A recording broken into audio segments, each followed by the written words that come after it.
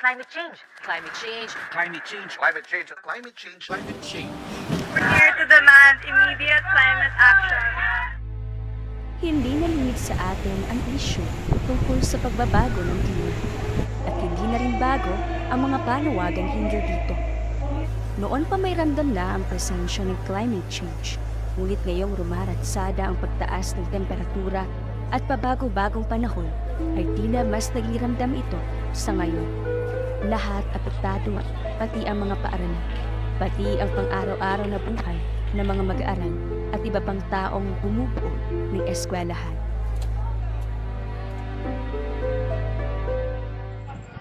Ngayon ay mas naging kapansin-pansin ang pagbabago-bago ng panahon, kung minsay tirik na tirik ang araw, ngunit maya-maya ay kukulimlim, aambon at uulan. Ang paiba-ibang panahon ay isa sa mga hamong kinakaharap ngayon ng mga paaralan, dahil bukod sa maalinsangang pakiramdam ay nakakaapekto rin ito sa pagsasakatuparan ng paggawa at nakakaantala sa mga gawain. Gaya na lamang ng naranasan ng ibang mga mag-aaral ng Northwest Samar State University habang sila ay nasa kanilang PathFit culminating activity noong Biyernes. Kanina, ang init-init ng panahon talagang tumatagiktik ang mga pawis ng mga manlalaro. Subalit ngayon, wala naman natin na parang lumidilim na naman ang panahon. Nitong Biyernes ay naging mapaglaro ang lagay ng panahon. Naglabas-masok sa court ang mga estudyante. Kapag umaraw ay maglalaro't magpapatusta sa init. Kung umulan naman ay wala silang magawa kundi ang lumabas ng court at maghintay hanggang sa tumila ang ulan at makapaglaro muli. Kung kanina tirik na tirik yung araw, ngayon makikita naman natin umuulan. Ganyan na talaga kabilis magbago yung panahon ngayon. Nagpa-practice kami dahil bisan mauran, bisan padlaw, tigna, tapos mauran nga kayo ba na kakasakit. Kasi na nga, mga bang, sa repong. Ngayon, pag nakaka-personal ko lang, pagdahan, punta namon tayo, may review, di kami nakaka-review, may makasaso, po din. Then, may dalot sa ito nga, kung nag-online class kami sa boarding house, amon president, then, kung nag-palpitate up sa ito, nag-hyperventilate, kasi sobrang nakampaso talaga, then, kadak sa hospital sa ito, kasi sobrang talaga kampaso.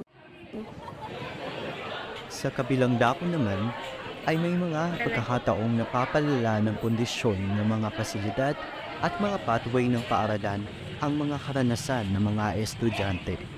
Sa ganitong klaseng panahon, hamon para sa mga estudyante ang ganitong klaseng daanan. Mataas, may kahirapan akyatin, at may kadulasan lalo na kapag umuulan. Araw-araw ganito ang kanilang nararanasan, lalo na kapag sila ay papunta sa kanilang mga klase. Malamang sa manamang, kung ganito ang araw-araw na binabagtas ng estudyante, walang motor at maswerte ng may payong nakasangga, ay hindi mo masisising makitang sumalubo ang kilay at sumimangot. Tunay ngang apektado kahit ang behavior kapag mainit ang panahon. Ang mga classroom naman na walang sapat na ventilasyon ay akala mo'y isang malaking kugon dahil sa sobrang init na humahaplos sa iyong balat. Paano nyo natitiis ang ganitong klaseng silid-aralan na isa lamang ang inyong ventilador? Nakaka-apekto ba ito sa inyong pag-aaral? Medyo na-apekto lang dyan kung siyempre pasok pa tapos subay pa kami dito sa sulit. Pero hinilog na lang namin kay Nick na naman doon na paano medyo mali namin.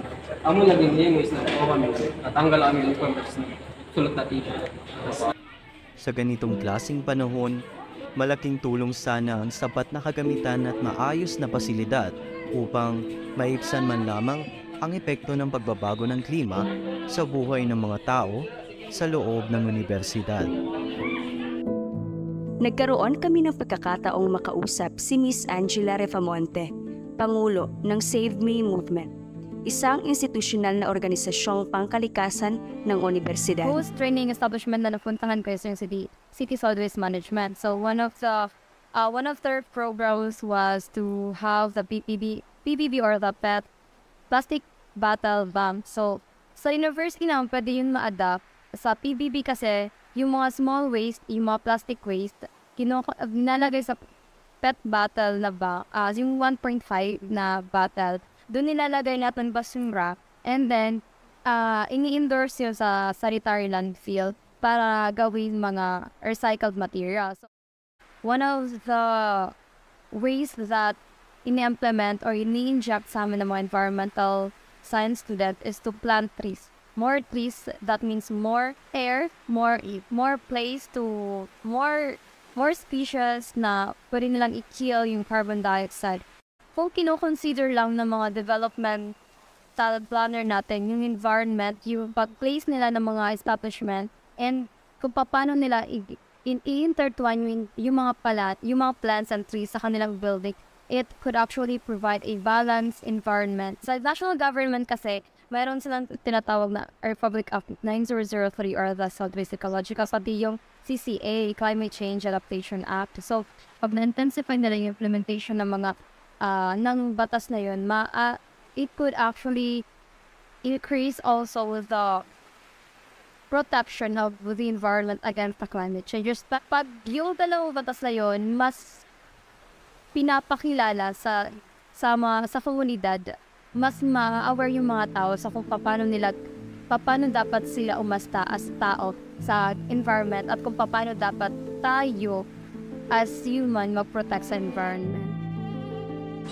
Ang pagbabago ng klima ay hindi lamang isang usapin pang-ekolohiya.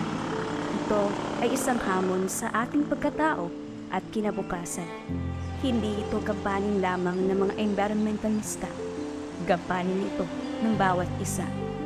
Kung lahat ay nagbibingi-bingihan, nagbubulag-bulagan at walang tibok tungkol sa mas lumalanang epekto ng climate change ngayon, paano ang bukas? Paano na lang ang susunod na henerasyon?